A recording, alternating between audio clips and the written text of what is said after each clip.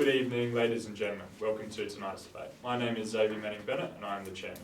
And Rachel Dospazil is the timekeeper. The adjudicator is Ms. Zao, and the topic for tonight's debate is that we should not bother to prosecute alleged war criminals. The affirmative team seated to my right is from Pembroke. The negative team seated to my left is from Adelaide High School.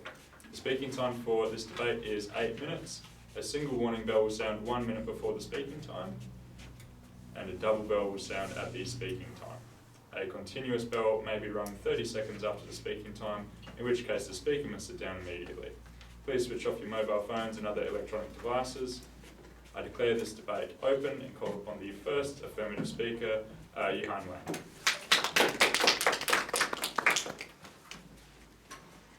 Good evening, Madam Chairman, ladies and gentlemen. The topic for tonight's debate is that we should not bother to prosecute alleged war criminals for their historic war crimes. We, the affirmative team, believe that this statement is unquestionably true. For this debate, we define war crimes in accordance with the United Nations definitions.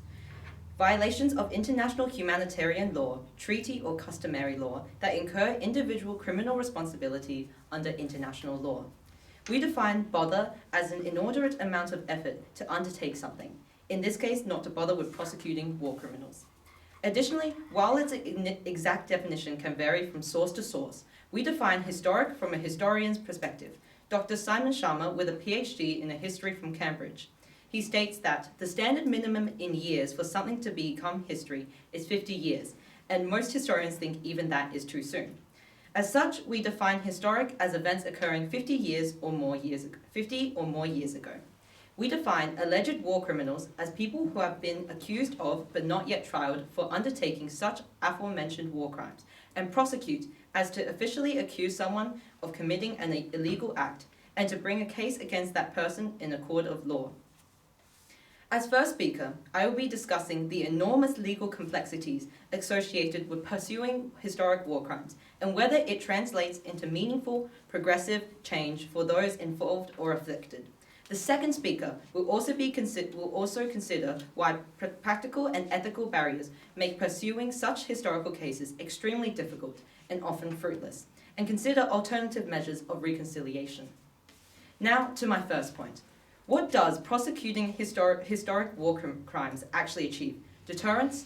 Reconciliation? In an ideal world where justice reigns supreme, perhaps putting old cases to rest and bringing justice to those afflicted might sound like the ideal and natural solution. However, our team is convinced that prosecuting alleged war criminals for crimes that occurred more than 50 years ago is, in the large majority of cases, both impractical and often futile as a result of the legal complications and technicalities that arise from prosecuting historic war criminals in both international and domestic courts of law. Historic war crimes can be prosecuted in two ways. The first is domestic prosecution within the court of law of the state in which a war criminal committed their crimes. However, this avenue, especially regarding historic war crimes, is messy at best, due to the nature of these war crimes being historic, committed over 50 years ago, due to the amount of time in which the unprosecuted criminals have had to relocate themselves and establish relations with other countries. According to the territoriality principle from Case Briefs 2021, crimes committed within a country's territorial jurisdiction are subject to prosecution there. This is so whether the person accused of the crime is of the national of the prosecuting country or not, and thus a Nazi war criminal who committed crimes in Italy would have to be brought back to or extradited to Italy to be prosecuted for his or her crimes. This is the case of the alleged historic war criminal Gerhard Sommer, a Nazi soldier in the 16th SS Panzer Division who allegedly massacred 560 civilians, including 119 children, in St. Anna di Stazzema, Italy. However, despite being tried in absentia, that is, without being physically present, by the Italian court, Germany refused to extradite him to Italy to face their charges, rendering the legal pursuit futile and dropped in 2011 on the basis of a lack of evidence. This refusal to extradition can stem from numerous reasons: mismatch between countries, notions of justice and punishment, lack of funds, political disagreements, or lack of double criminality, the crime being considered worthy of the same degree of punishment in both countries. Further, there exists over 70 countries and states including Russia and China, with no extradition laws, meaning that domestic trials of this caliber cannot be attempted if the alleged criminal has fled to and now resides within that country, as referred to from the World Population Review. The historic nature of such war crimes, combined with the complex, lengthy, and often conflicting territorial jurisdictional systems, make prosecuting war criminals an often fruitless pursuit. The second method of prosecuting war crimes is internationally, through the International Criminal Court, or shortened to ICC, which is considered the court of last resort, meaning that it will only investigate or prosecute if a state with jurisdiction is unwilling or unable to do so. However, since its establishment in 2002, the ICC has only successfully prosecuted and convicted 4 people out of the 42 indictments, a success rate of less than 9%. Further, while the idea of international justice is good in theory, in practice, the ICC has been shown to be selective and overly idealistic in its attempts at prosecution, resulting in its abnormally low success rate.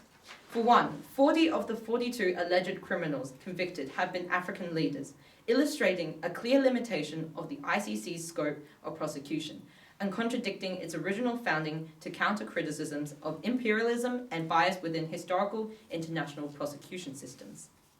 Further, despite the ICC's growing budget of 236 million Australian dollars, as referenced from the resolution of the Assembly of States Parties, their adoption of traditional justice and its rootings in the ideology of legalism make successfully prosecuting criminals rarely successful. This is due to legalism suggesting that justice is superior to politics, which political scientist Duncan McGargo argues is, quote, a counterproductive basis for the pursuit of war criminals, as it suggests that politics have no role in solving what are often inherently political problems. It universalizes the issues, applying lofty and vague notions of justice while glossing over the complicated fact. Transitional justice does not, as a rule, pay much attention to the messy particularities of history, which undermines its capacity to provide a peaceful solution to violence, while arguably exposing it to political manipulation, unquote. For instance, the 2008 indictment of Sudanese President Omar al-Bashir for crimes against humanity committed in Darfur is an example of one of the ICC's 38 prosecutorial failures. While Bashir remaining in power until 2009 and 2019 and able to travel freely throughout Africa since 2008 to avoid domestic attempts at prosecution, despite such states being members of the ICC.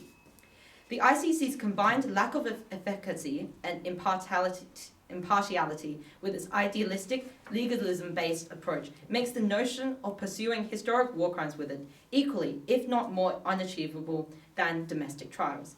So, Madam Chairman, ladies and gentlemen, in conclusion, we indisputably believe that we should not bother to prosecute alleged war criminals for historic war crimes. Thank you.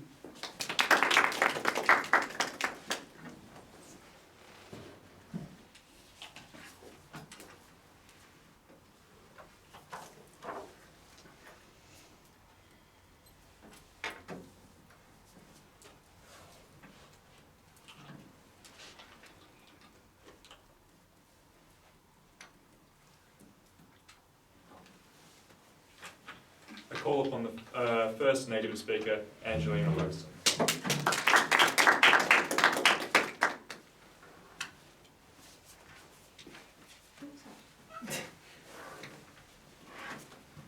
Good evening, Mr. Chairman, ladies and gentlemen. The topic for tonight's debate is that we should not bother to prosecute alleged war criminals for historic war crimes.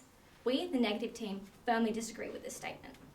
We agree with the definition provided by the affirmative team. However, before I start my team case, the first speaker has tried to tell you that because of the legal complications of prosecuting someone accused of a war crime, we simply should not pursue it. However, we, the negative team, disagree with this statement. While there may be legal complications of extraditement, these legal complications should not be reason why we simply do not bother. Further, the victims of the atrocities of war crimes deserve to have justice and closure, as I will further explain in my first point. Tonight, as the first speaker, I will be speaking to you about how prosecuting alleged war criminals for historic war crimes holds a significant amount of symbolic importance for the families of the Holocaust, other victims of war crimes, and for the rule of law. I will additionally speak about how prosecuting these people is important on a global scale, as it shows international unity and how that will act as a deterrent against extremist groups. Our second speaker will talk about how there is no statute of limitations concerning war crimes, as they are considered amongst the gravest crimes in international law. Additionally, she will speak about how the courts may decide to suspend the sentence of a person found guilty of historic war crimes in the case that they are not healthy enough to serve their sentence. Furthermore, she will talk about the upholding of precedent for those convicted of historic war crimes. Our third speaker will rebut and sum up our team case. My first point is that prosecuting alleged war criminals for historic war crimes holds significant symbolic importance for the international community. Within this, there are two main aspects displaying the symbolic importance of prosecuting these alleged war criminals, regardless of if these crimes are considered historic. Primarily, prosecuting alleged war criminals that contributed to the untimely deaths of innocents is indescribably important for the families of these innocents. In the example of the Holocaust, millions of families had grandparents, parents, children, and cousins unfairly taken from them without the opportunity to say a final goodbye, or even be given a platform to speak to those that caused their suffering. Without prosecuting these alleged war criminals, regardless of when the crimes were allegedly committed, many relatives and victims will be unable to gain closure by facing the people that directly or indirectly ripped their families apart. For example, after the historic trial of a Nazi guard at Pembroke camp, Rudy Cortisos, the daughter of one of the many innocents slaughtered during the Holocaust, stated that she had an opportunity to say what she wanted to say for 50 years during her trial. This quote alone displays the symbolic importance of prosecuting alleged war criminals, as it has not only given closure, but also a voice to one of the many people that has been unforgivably wronged by a war criminal. This symbolic importance is further shown when Rudy Cortisos says that although the Nazi guard was a small fish, that whether you are a whale or a sardine, somebody who went wrong this way should be punished. Additionally, the importance of giving victims and their families the opportunity to have a voice is displayed by the testimony of Irene Weiss, who was only 13 years old when she was sent to Auschwitz camp with her family, all of whom she assumes were killed in the death camp. As she stated during her testimony, war criminals are getting a thorough trial, far more consideration than the hundreds of thousands killed at Auschwitz ever received. Additionally, she stated that she just wants the Nazi guard to hear from me and the others who testified what the consequences were of what he did at a young age and let him reflect on it. These cases of victims of war criminals prove the importance of prosecuting them, regardless of age, as it provides the victims with a deserved sense of closure after decades of dealing with the emotional trauma. With this, prosecuting alleged war criminals is also symbolic in upholding justice and the rule of law. While those allegedly guilty of historic war crimes such as the Holocaust may be upwards of 90 years old, serving justice for the families they directly or indirectly harmed is integral to upholding the rule of law and symbolic in displaying that justice must always be served, in spite of age, race, or any other factor. As stated by Kurt Scrim, head of Central Office of the State Justice Administrations for the Investigation of National Socialist Crimes, are we supposed to abstain from prosecution of war criminals now just because we weren't able to pursue them in the past? Additionally, as our second speaker will further explain, war crimes have no statute of limitation as a result of their severity. The prosecution of alleged war criminals, regardless of when the war crimes occurred, clearly holds an immense amount of symbolic value for victims, families, and the upholding of the rule of law. My second point is that prosecuting alleged war criminals of historic crimes is an opportunity for the international community to show a united front against accused war criminals. Furthermore, a united international front against alleged war criminals could deter people such as extremist groups from committing war crimes and reaffirm that the international community does not and will never condone such crimes. I would like to remind the audience that many documented cases of historic war crimes were committed during the Holocaust, an occurrence so evil and inhumane that the terms genocide, war crime, and crimes against humanity had to be adopted to describe their severity. However, the adoption of the name of these crimes on a large scale was decided upon by all UN states at the 1949 Geneva Convention, proving that the international community was united against these atrocities. Moreover, abiding by these rules of warfare, defined and ratified by all UN member states in 1949, shows global cooperation and agreement in spite of the political circumstances of the time. Furthermore, Dr. Ephraim Zuroff, a historian and the chief Nazi hunter of Jerusalem that successfully tracked the commandant of the Jasenovac concentration camp in Croatia 50 years after he escaped to Argentina, sets that prosecuting alleged war criminals, regardless of how long ago the war crime was committed, is important because it shows future genocidists and anyone contemplating joining fundamentalist terrorist groups. While conventional justice is never perfect, the hunts for such criminals go on as long as any of them are still alive. Additionally, the agreement of 123 countries and states on the Rome Statute of the International Criminal Court proves that the international community is serious about prosecuting these war criminals. This further guarantees to extremists and neo-Nazi groups that the international community is adamant to clamp down on alleged war criminals, irrespective of when their crimes were committed. Therefore, Mr. Chairman, ladies and gentlemen, we absolutely should bother to prosecute alleged war criminals for historic war crimes, as they hold significance and importance for the victims and their families, and for the rule of law. Additionally, they should be prosecuted as it is an opportunity for the world to show unity in the face of hostility towards extremists and neo-Nazi groups. Thank you.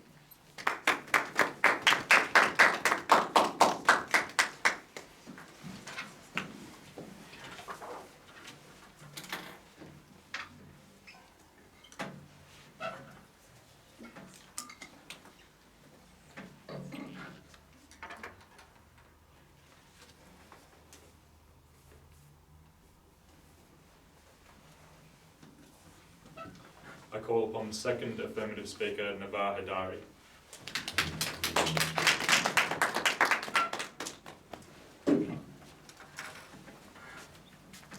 Good evening, Mr. Chairman, ladies and gentlemen. The topic for tonight's debate is that we should not bother to prosecute alleged war criminals for historic crimes, war crimes. We, the affirmative team, strongly believe that this statement is true. I would just like to point out some flaws in the negative team's argument. The first speaker has tried to tell you that prosecution of alleged war criminals provides symbolic importance to the international community. As I will explore within my argument, there are alternative methods for reconciliation that may be more effective for victims of war crimes and their families, and work to better prevent further trauma. The first speaker has also tried to tell you that prosecuting alleged war criminals would help deter others. This seems unlikely due to the poor success rate of convicting such criminals, a point I will also briefly provide examples of within my argument. Our first speaker has already discussed the enormous legal complexities associated with pursuing historic war crimes, and whether it translates into meaningful progressive change for those involved and afflicted. Today, as second speaker, I will consider why practical and ethical barriers make pursuing such historical cases extremely difficult and often fruitless, and will also consider alternative measures of reconciliation. An important aspect of trialling historic war criminals is the economic cost. The ICC is primarily funded by its member states, who in turn source their funding from taxpayer money. Over a 10-year period from 2002 to 2012, the ICC spent nearly $1 billion on trials and reached only 2 convictions. They say you can't put a price on justice, but $500 million per war criminal seems pretty high by any standard. You don't have to be a legal expert to figure that the preventative effect of convicting 2 war criminals in 12 years doesn't exactly leave international war criminals shaking in their boots. Let's consider the prosecution of war criminals domestically instead. In Cambodia, the trial of Kang Gwek Eve for historic war crimes was initially budgeted for $56 million. After 2 years, the Cambodian courts had to request donors for an additional $115 million due to the nation's annual Ministry of Justice budget, which was set at only $15 million. The trial ended up costing $171 million and took 6 years. Another example can be seen in the trial of 73-year-old former Liberian President Charles Taylor for alleged war crimes which took 9 years and $250 million. To put that into perspective, Liberia's annual domestic criminal justice budget is approximately $27 million, which works out to be $243 million over 9 years. Thus, their budget was $7 million less than what this one trial cost, all for one criminal. This fairly raises a question that many have begun asking in recent years. Would the ICC's funding and staff or domestic courts' expenditure on war crime trials be better utilised to strengthen national and regional criminal preventative programs and witness and victim support? Despite the billions of dollars the ICC has spent on trials over the past 20 years, their success rate is nothing to boast about. According to a recent report the ICC published, they've only managed to convict 4 individuals during the whole of the organisation's existence. Alternatively, these resources could be better spent supporting the pursuit of general domestic court cases and strengthening the poor justice and legal systems of the countries in which many of these war criminals spur. This could reduce the long-term cost of domestic pursuits and promote both consistent justice and prevention of future war crimes. This brings me to my second point, that prosecuting alleged historic war criminals, especially in the ICC, is simply impractical with issues of age, mental ability to be fit for trial, witness, and victim unwillingness to testify, all decreasing the efficiency of prosecution of these historic war crimes. In most cases, the perpetrators of historic war crimes, due to their inherent meaning of the word historic, are very old, decreasing their ability to testify or be put on trial. This was shown when in 2014, the case against former Nazi officer Gerhard Sommer, as previously mentioned by our first speaker, was reopened post his trial in absentia in 2012. Upon his summons to The Hague, specialists found that Sommer, a resident of a nursing home in Hamburg, Germany, was suffering from severe dementia and was thus unfit for trial. Additionally, it is not only the alleged war criminals themselves who are affected by this huge gap in time between the crimes and the prosecution. Witnesses and victims themselves may have passed away, decreasing available evidence and therefore practicality and efficiency of the trial process. Even then, the witnesses and victims fit to stand trial must be considered upon ethical and compassionate grounds, yet the truth of their testimonies would critique. Eyewitness testimony is commonly known and proven by many and varied psychologists and studies over many years to be unreliable. This decreases significantly when the witnesses experience trauma. The simple fact that these are historic war crimes means that the reliability of these witnesses' testimony is certainly not concrete. Ethically, we have to ask ourselves, is the trial of these alleged historic war criminals something that the victims and the witnesses really want? How long can we expect victims to continue to be victims if they've already dealt with their trauma and moved on in other ways? Maria Antic, a 14-year-old survivor of an attack in the city of Sarajevo led by war criminal Ratko Mladic, referred to the criminal tribunal for the former Yugoslavia, stating that there isn't anything that a tribunal can do that would be enough. To the affirmative team, the conviction of a nearly dead war criminal is not worth the mental anguish of rehashing past traumas. Why should we bother spending money on prosecuting historic war crimes, the result of which have little to no effect on real people, historic victims, and their futures, when we could invest the millions of dollars wasted on prosecuting criminals, on supporting these victims and allowing them to make peace with their past and move forward in reconciliation with their nations?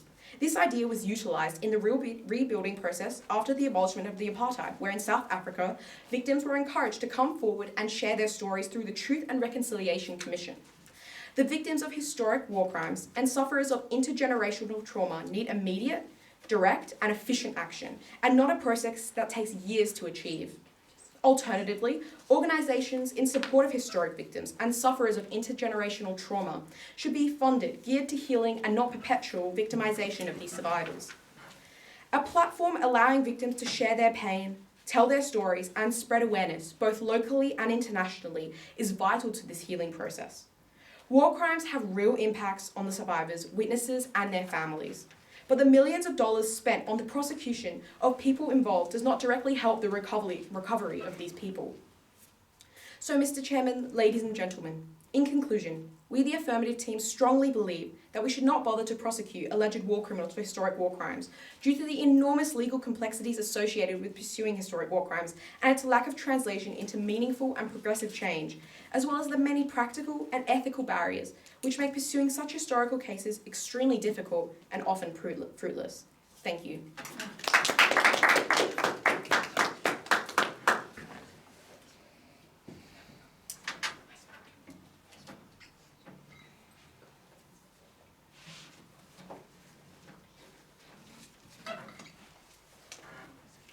I call upon the second negative speaker, Kate Hospital.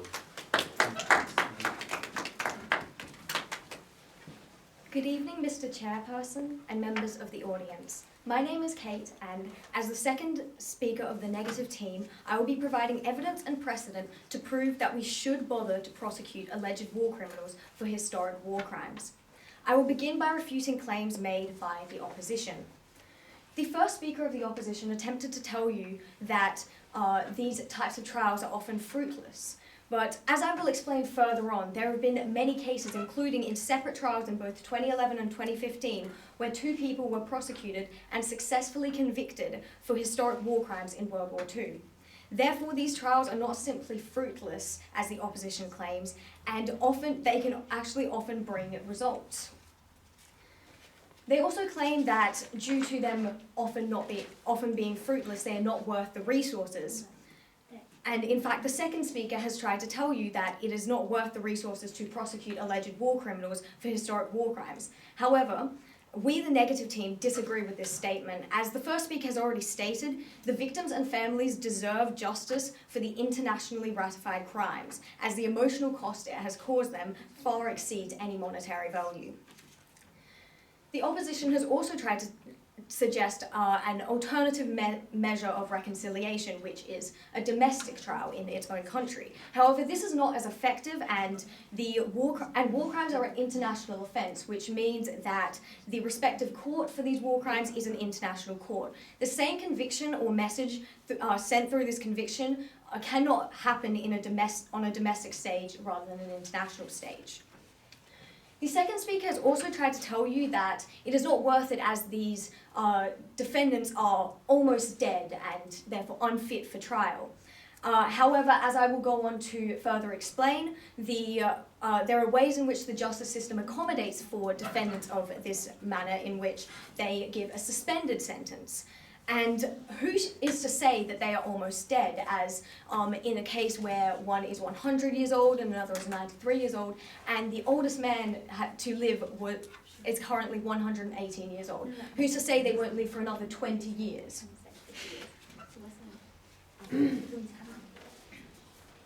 Our first speaker has already discussed the symbolic importance of prosecuting alleged war criminals for these historic war crimes, and the importance of the rule of law.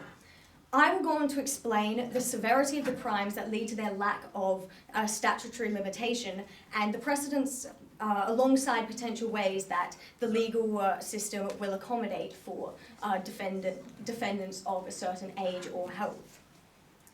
First of all, in accordance with the case of the 100-year-old former Nazi SS guard to stand trial in 2021 for alleged accessory to 3,518 counts of murder, the main question that has been brought up is what exactly would be achieved by prosecuting such a man, of this age, all these years later? Well, to answer plainly and simply, it is what is meant for the justice system. Society relies upon the justice system's ability to bring justice to victims of crimes and to send a message against crime as a whole.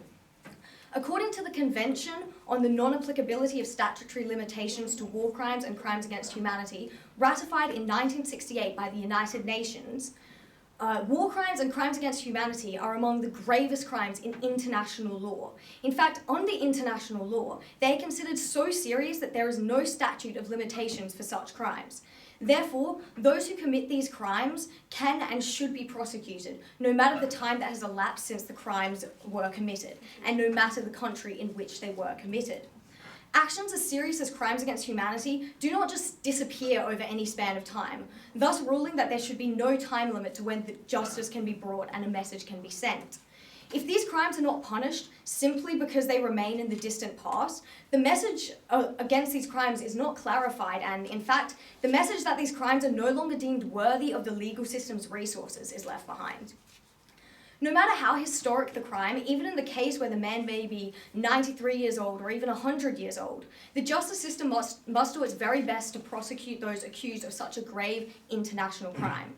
In fact, all the way back in 1948, French philosopher Vladimir Yankelovich argued against a 20-year statute of limitations on war crimes in his book L'Imprescriptible, translated to the Imprescriptible. He wrote how it was hard to believe that such unforgivable crimes could be forgiven within 20 years. In theory, if Adolf Eichmann, one of the architects of the final solution, had been arrested in June 1966 rather than kidnapped 6 years earlier, completely illegally by an Israeli commando in Argentina, he could not have legally been prosecuted despite leading the final solution.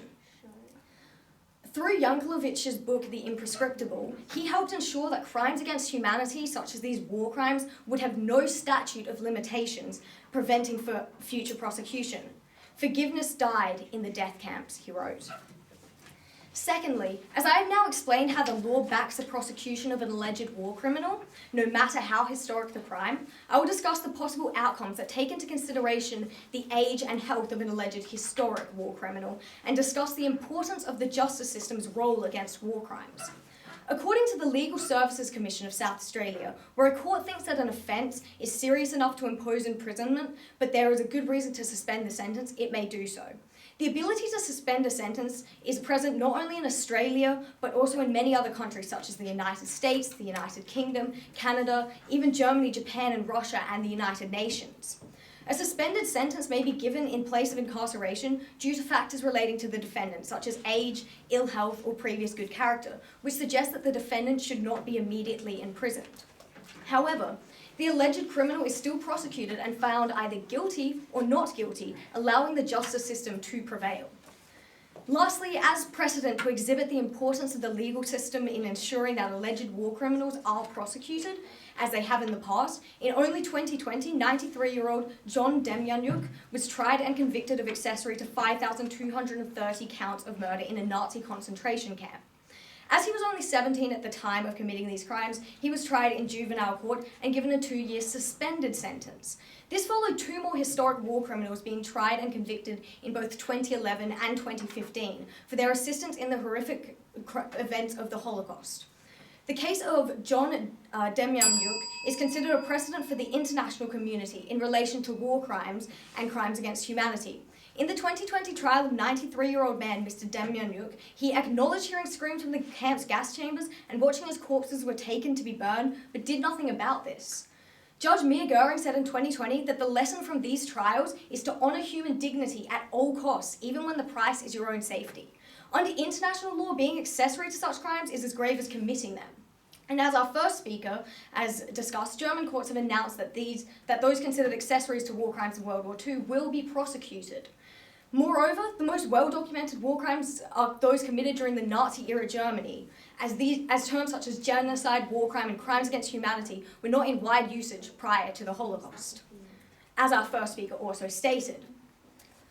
If alleged historic war criminals are never prosecuted, all they'll ever be are alleged historic war criminals. The crime is never confirmed, and it is as though no crime was even committed.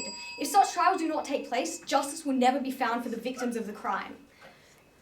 As I have discussed, there are ways in which the legal system can accommodate for victims for the criminals responsible for these, especially for their age, and also how important it is that we should prosecute them, and thus we should bother to prosecute these alleged war criminals for their historic war crimes. Thank you.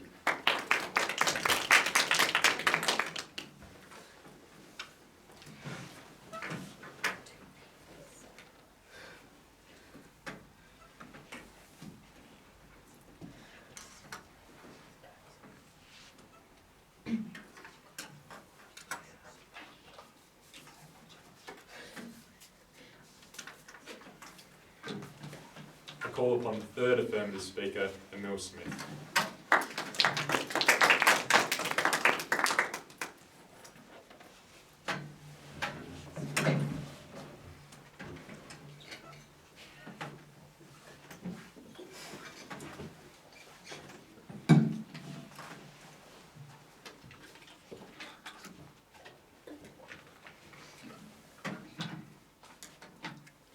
Good evening, Mr. Chairman, ladies and gentlemen.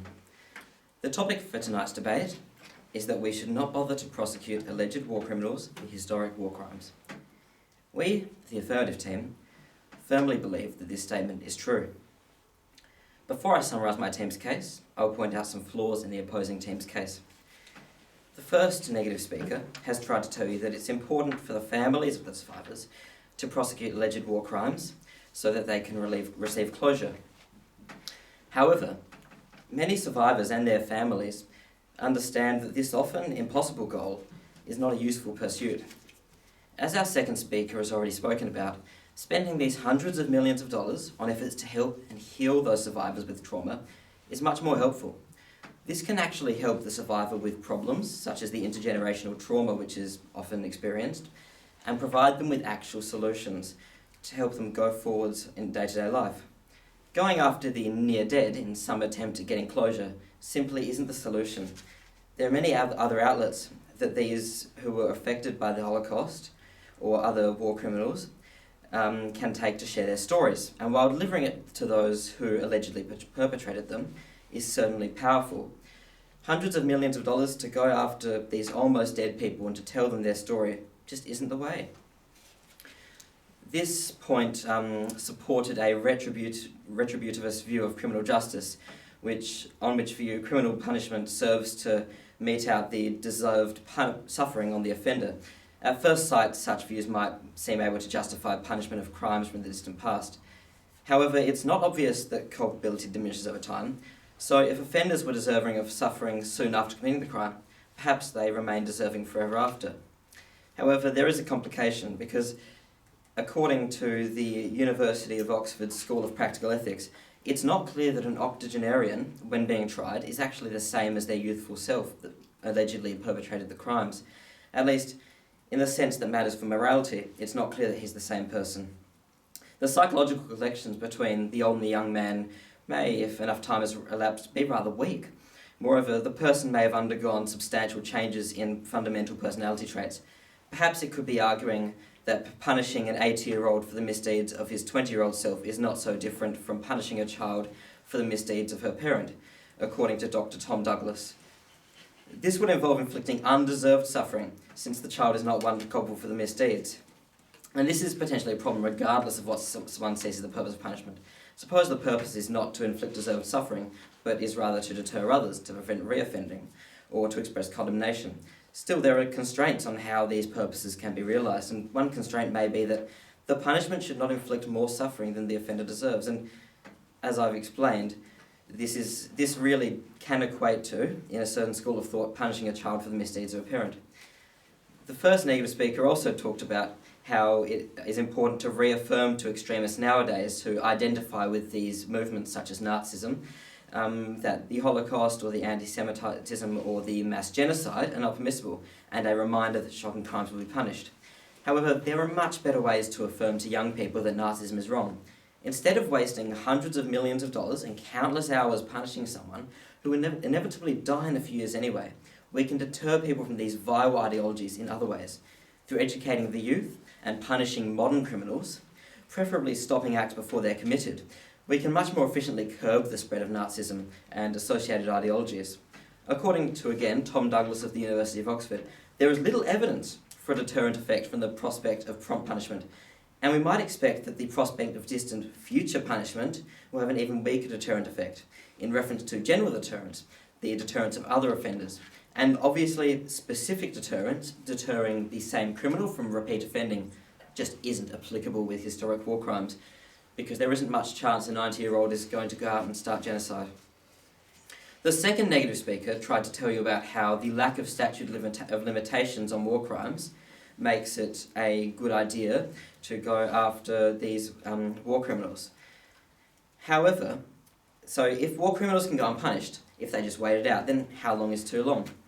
So obviously the Convention on the Non-Applicability of Statutory Limitations to War Crimes and Crimes Against Humanity was adopted by the United Nations General Assembly in 1968, which meant there was no statute of limitation on war crimes. However, what this passage of time means is that it's much harder to prove that the crimes were perpetrated by the accused, as elaborated upon by our second speaker. Often the witnesses to the crimes, or the accused, are either dead or too senile to properly give evidence in a court of law. So while they technically can still be prosecuted, proving that they perpetrated the crimes can be essentially impossible. Again, we're talking about alleged war criminals here, not proven war criminals. Once a criminal has reached an age where their crimes are considered to be historic, not charging them can't really be seen as a reward either. Ostensibly, they don't have much longer to live in any case. So why should we go to all this effort to prosecute, when both it will be near impossible to do so, and when at their age it really isn't great punishment? They've lived their life already, and likely will only last a few years in jail at most if they don't receive a suspended sentence. She also said, and this is an important point, that who's to say they won't live another 20 years, in that many war criminals have lived past 100.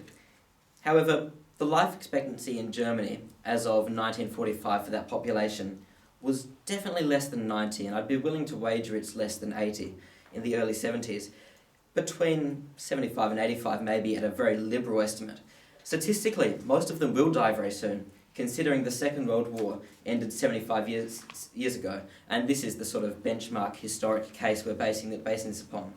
So, realistically, most war criminals being allegedly accused of historic war crimes will die. It's kind of irrefutable by the nature of historic war crimes, and even life expectancies on Earth today often, they're not reaching 90. The second negative speaker spoke to you as well about how often these trials can be fruitful. However, this is just not the case. She stated that an international court is the only way to prosecute, but my team has already explained that the ICC is a very flawed and ineffective institution that barely prosecutes anyone. While there are a few cases of these historic war criminals who have managed to live past 90, past 100 and beyond, just getting their justice, but this really isn't most cases of the war criminals. And we've seen that of course, from Navarre and Johan have told you about how the International Criminal Court is quite ineffective.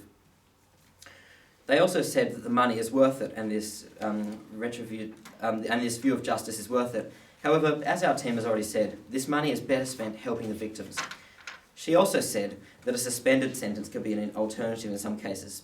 However, this would still require the criminal to be found guilty, thus dedicating funds and resources to the trial only to set the said war criminal essentially free. Now I'll summarise my team's case. Our first speaker, Johan, told you about the enormous legal complexities associated with pursuing historic war crimes, and how it can be too difficult to prosecute from a legal standpoint. She also spoke about how the ICC is ineffective and shows very limited results. Our second speaker, Navarre, spoke to you about how pursuing these cases is often hindered by ethical barriers and can be practically very hard, with massive economic and barriers making these efforts fruitless. Additionally, she spoke about how there are better ways to reconcile and make up for past wrongs than pursuing old criminals who realistically are almost dead anyway. Instead, we can help the sufferers of intergenerational trauma and living survivors. So, ladies and gentlemen, I hope it's clear that we shouldn't bother to prosecute alleged war criminals for historic war crimes, as it is too costly, difficult, impractical, and generally just a pain to prosecute these alleged criminals. And once we do, thank you. So close, so close, so close.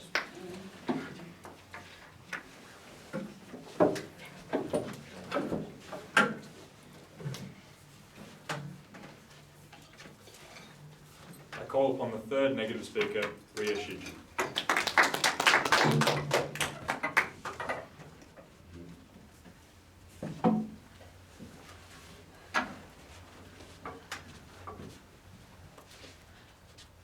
Good afternoon, Mr. Chairman, ladies and gentlemen. The topic for today's debate is that we should not bother to prosecute alleged war criminals for historic war crimes.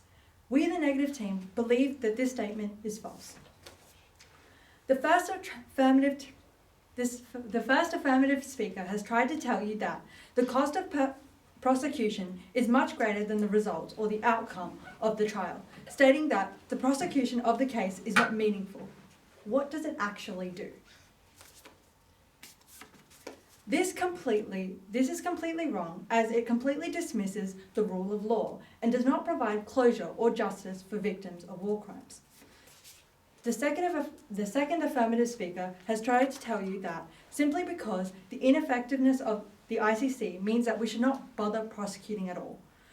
However, this completely dismisses the fact that the result is not what the trial focuses on. Rather, the debate is more focused on whether we should prosecute or not whether the criminal is guilty or not.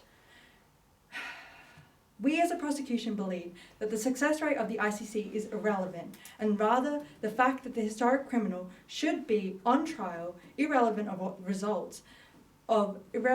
results, as our second speaker has mentioned previously. The second speaker from the affirmative team has also tried to tell you that we should not bother to prosecute alleged war criminals for historic war crimes, as it does not affect normal people. With this statement, not only does she imply that victims of war crimes are not normal people, she has also implied that their unimaginable experiences have been forgotten, as the wounds have been healed, and that we should not dig up the past. However, the negative team disagrees, saying that these wounds would have been healed, as the first negative speaker has stated. Rudy Cortes, a daughter of someone slaughtered during the Holocaust, said that she had an opportunity to say what she wanted to say for 50 years. Does this seriously not show that the wounds have healed?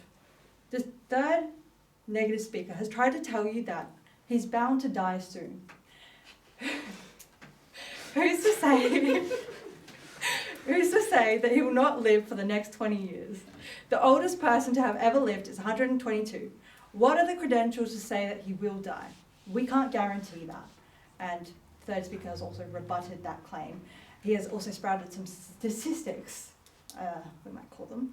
He has sprouted I'm sorry.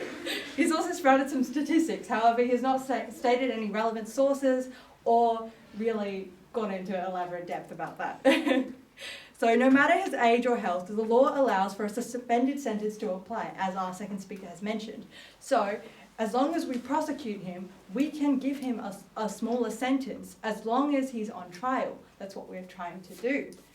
The third affirmative speaker has also tried to tell you that going after octogenarians accused of historic war crimes is unfair, as they are mentally different people, and that they should not punish a child for these misdeeds of their parents. However, these people are accused of committing war crimes themselves. Furthermore, the third affirmative speaker has completely ignored that war crimes are internationally considered amongst the gravest crimes to commit. I would like to further remind the audience that these people were not boys completely withdrawn from what they are doing, but grown men who are allegedly committing crimes against humanity. The third affirmative speaker claimed that there were alternative methods of supporting past victims. However, according to the rules of law, alleged war criminals forever remain alleged, as our second speaker discussed, which by definition gives no closure or even confirmation. The support that the opposition proposes as a measure of reconciliation still fails to give closure. Tonight, the first speaker has spoken to you about how prosecuting alleged war criminals for historic war crimes holds significant amount of symbolic importance for the families of the Holocaust and other victims of war crimes and the rule of law, as well as how prosecuting these people is important on a global scale, as it shows international unity, and how that will act as a deterrent against extremist groups. Our second speaker talked about how there is no statute of limitations concerning war crimes, as they are considered amongst the gravest crimes in international law. Additionally, she has also mentioned how courts may decide to suspend the sentence of a person found guilty of historic war crimes in that case, as they are not healthy enough to serve their sentence. Furthermore, she has talked about the upholding of precedents for those convicted of historic war crimes. In conclusion, after World War II, international, domestic, and military courts conducted trials of tens of thousands of accused war criminals. Efforts to bring justice to those perpetrators of Nazi-era crimes continue well into the 21st century. Unfortunately, most perpetrators have never been tried or punished. Nevertheless, post-war trials did set important legal precedents. Today, international and domestic tribunals seek to uphold the principle that those who commit wartime atrocities should be brought to justice. Thank you.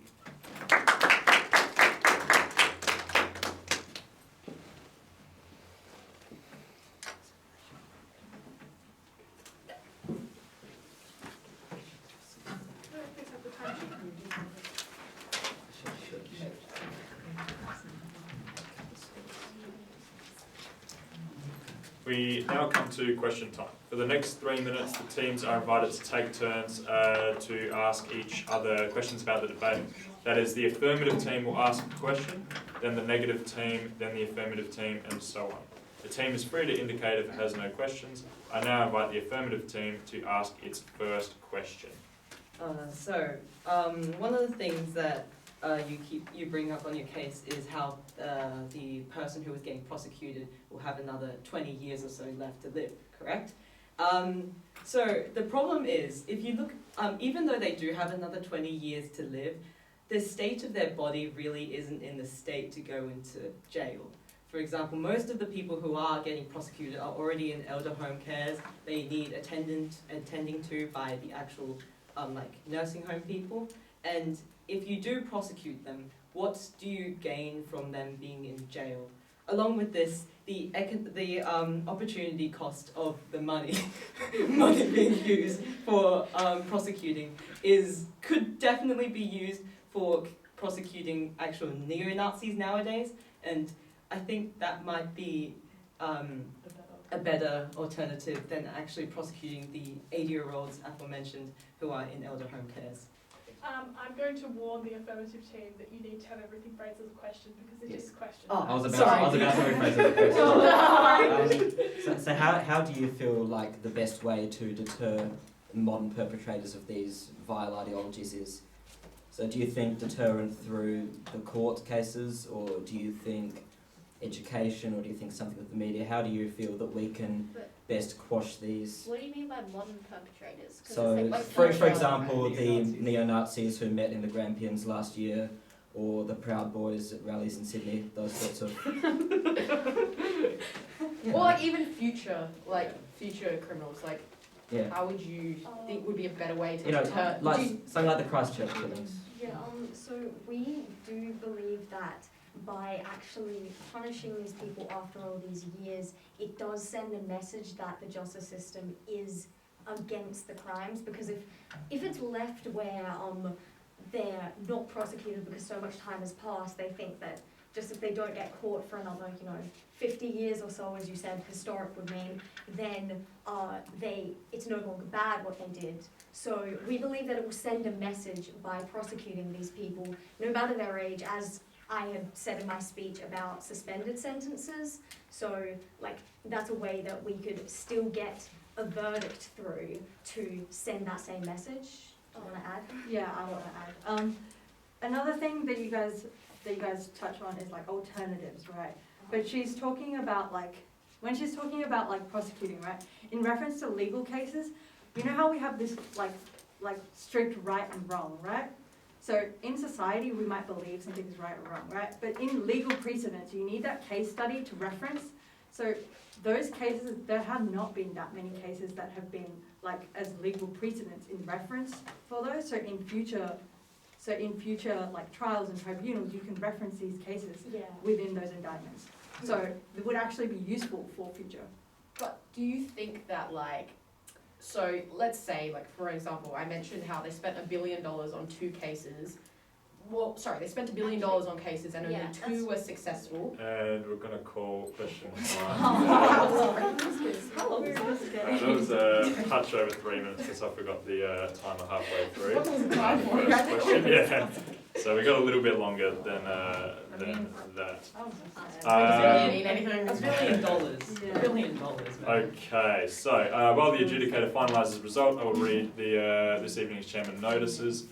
So, quarterfinals chairman notices. We are delighted to announce that, subject to COVID restrictions, the grand finals will be held in the House of Assembly Chamber, Parliament House, on Saturday, the 25th of September. There will likely be a need to RSVP for contract tracing purposes, so please keep an eye out for this information. Year 10s and seniors, would you like to be an adjudicator for primary school debates in 2022? Adjudicating is a great community service, and it will help to improve your own debating. Please see the information desk for more information on how to sign up. Topic and side information for the semi-finals will be available on the Debating SA website from tomorrow morning. So please be sure to check your side and debate time carefully. Debates will be held here at the same venue next week. So for the semi-final, you've got 1 week of prep, and the topics come out tomorrow.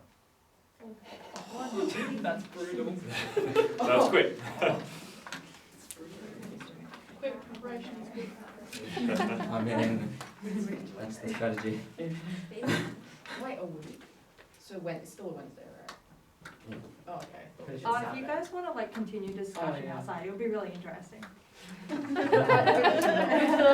I feel like you had something to say, but you cut off. I was just gonna say so if you're looking at you're spending billions of dollars on trying to prosecute these alleged war criminals from so long ago, and then you have such a low success rate, is that really sending the message to people that, like, you know, future potential war criminals, that they're actually going to be punished for what they do?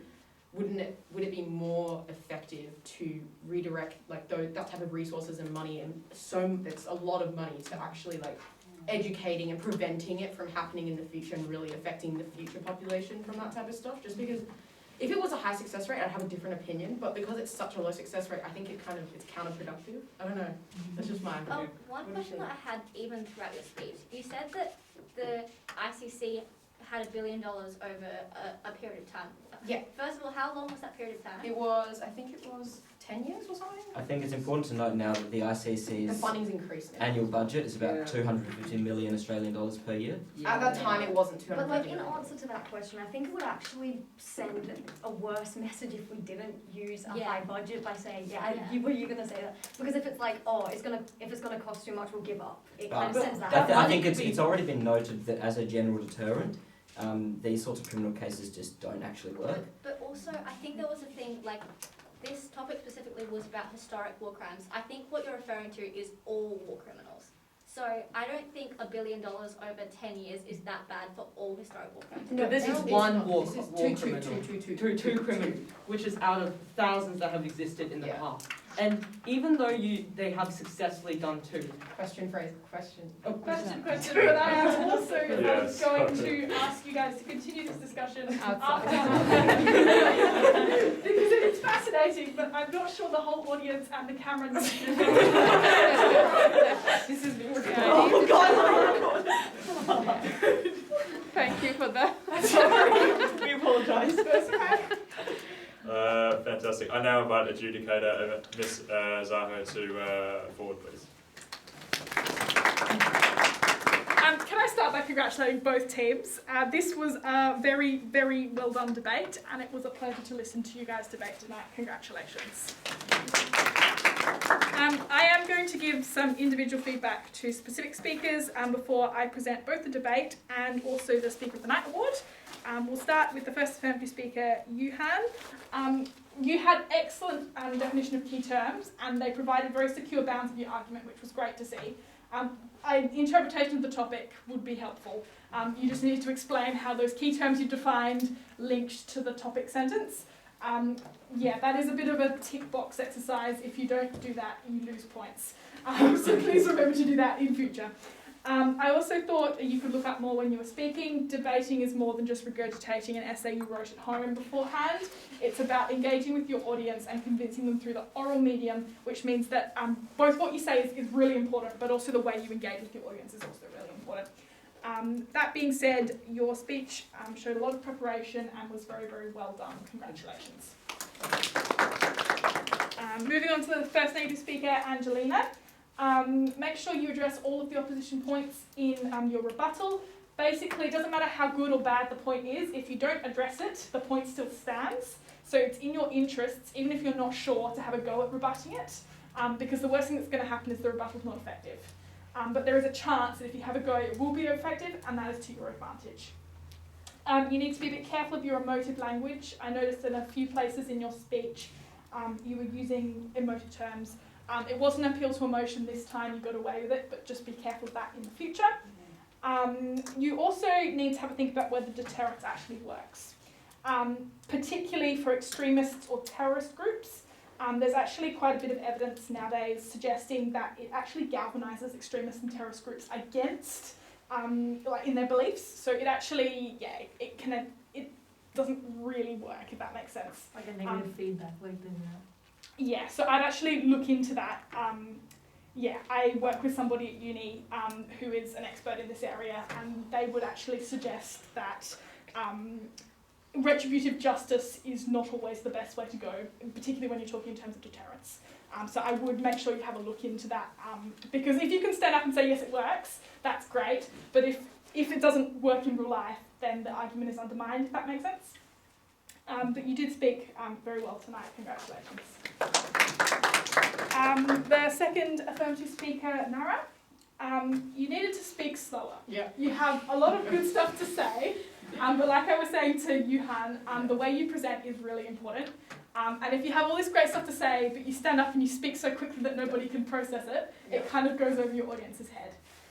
So yes, I would strongly encourage you to speak a bit slower. Yeah. I'm guilty of this. It's hard. I didn't think I was going to get in the, like, Yeah, but yeah. I did. But The trick is if you're not sure you're going to get into the time, yeah. you need to work on your clarity and conciseness in your speech, cut some sentences out, or have marked on your cue cards sentences you can drop in a hurry if you have to. Yeah. I would, yes. It's the sort of thing you just have to, when you're up here speaking, you need to feel like you're speaking slowly. Because when you're nervous, you speak very quickly. And so if you feel like you're speaking slowly, chances are you will be speaking at a reasonable pace to your audience. You had some really great rebuttal. It was very effective and it was well presented. You do need to make sure that it's really clear your points are separate from your first speaker. There was one sentence in there that had me a bit confused. The points were actually separate, but it would be good if that sentence was tweaked a little bit. You needed to state the source of your comments about eyewitnesses being unreliable. That would have really helped with your argument. And also you need to be careful. I've written, do they really have no effect? They might have little effect, so you need to be careful of your words. I think you were referring to the trials, particularly as the opposition had brought up the example where it had an effect for the people. So just be careful of your language there. I get the point you were making, but in debating, you need to be really careful of what words you say because your opposition can really pick up on it. Congratulations, Bonham.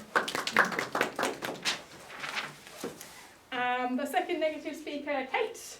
You mentioned that they often are fruitful. I wouldn't call 2 out of 40-something trials often. So, again, you need to be careful with your language. Anything that you say can be used as ammunition against you by the opposition. So, yeah, just really, really careful with what you say. You also need to listen carefully to all of the opposition's points. I think there was at least one where you hadn't quite understood what they were arguing, and that was reflected in your rebuttal.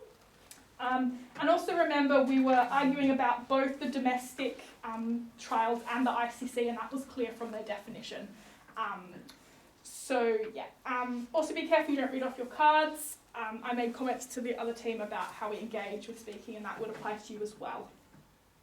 And remember too, just because there isn't a statute of limitations doesn't mean there shouldn't be. You kind of addressed a lot of that in the second half of your point, but you need to make that clear in the first half of that point too. And I also thought you could speak a little bit slower, but congratulations, you spoke very well tonight. The third affirmative speaker, Neil. I've written here rebut, don't make points, particularly in the first bit. That was shocking. I was like, Yes, Does he remember that he's a third speaker? yes, that was a very bad Yes. prepared cue card that I just chucked in there without thinking. Yes, mindful of that. It's your speaker role to rebut, not make points. It's totally okay to include extra evidence that hasn't already been presented if you're using that in the context of rebutting something they said. If you feel like you're making a point, chances are you should have given it to one of your first or second speakers.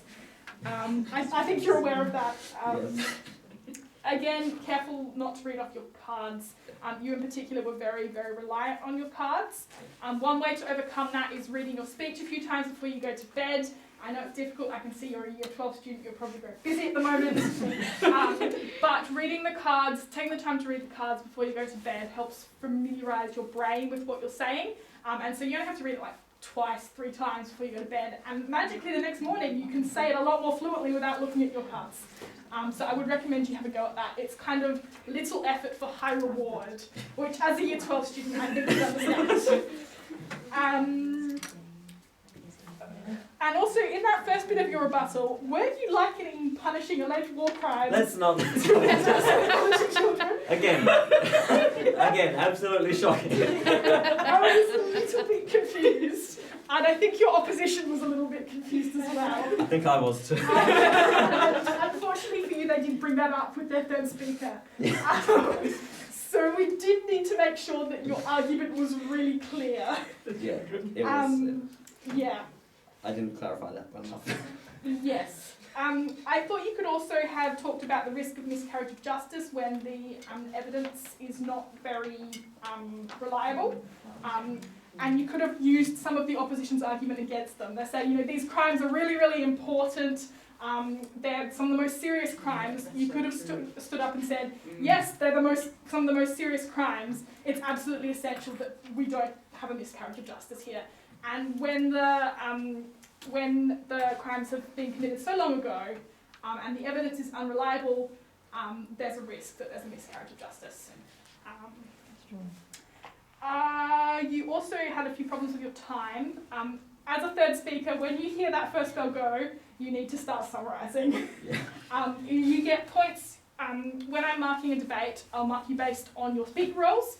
You have 2 speaker roles, to summarise your team's case and also to rebut the points. And I also mark your time. So if you go over time, you lose points both on the time and the fact you haven't done your summary properly. So it is really important when you hear that first bell go, you need to start summarising. Okay? Congratulations that you spoke well tonight. The third negative speaker, Ria. Yeah, Ria. Thank you. I think you need to look into the effects of retributive justice on healing.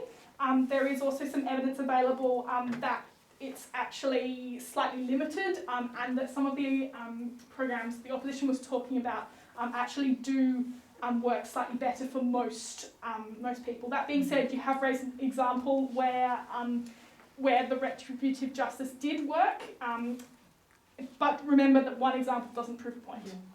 Yeah. Also be careful not to read off your cards. I thought that you could work on your fluency a little bit. My trick of reading cards before you go to bed is probably my top tip for that. And also, you mentioned in question time about having precedent being really important, and having these cases prosecuted can be really helpful in future cases. And I think that your team could have presented that argument, and that would have been an asset to your case. I thought about it later. But you spoke very well tonight. Congratulations. All right, the most exciting bit of the evening. I'm going to award the Speaker of the Night prize to Nara. Would you like to come up and accept it? Thank you. And I'm going to award the debate tonight to the Affirmative team, mostly because I thought their argument was slightly better explained and a little bit more consistent. Congratulations, guys.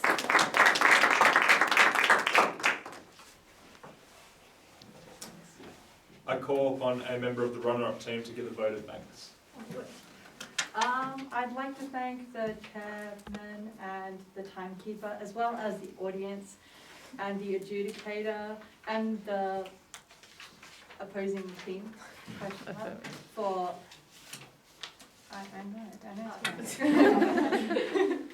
And the opposing team for giving us an amazing debate. We love talking and debating, and it's a lot of fun. Thank you.